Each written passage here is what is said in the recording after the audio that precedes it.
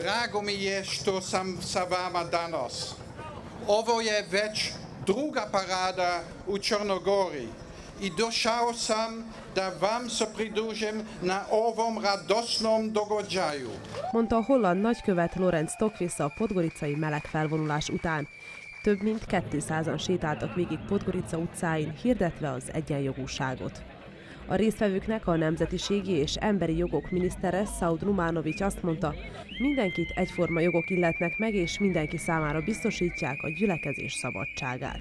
Na putu ka Evropskoj uniji ne samo ovi ovdje prisutni, nego i svi ostali građani Crne Gore pokazali su visok stepen demokratije, visok stepen tolerancije. A szervezők sok nehézségbe ütköztek, de végül sikerült összehozniuk a büszkeség felvonulást.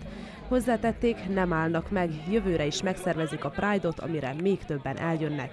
Nećemo stati, bit će nas iz godine u godinu sve više i više i više i na kraju će i oni koji su danas na drugoj strani biti zajedno sa nama.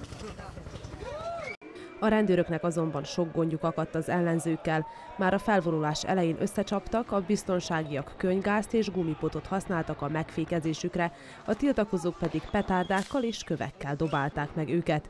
A büszkeség felvonulást biztosító 2000 rendőr néhány fiatalt is letartóztatott, a résztvevőket pedig végül hazaküldték a biztonságuk érdekében.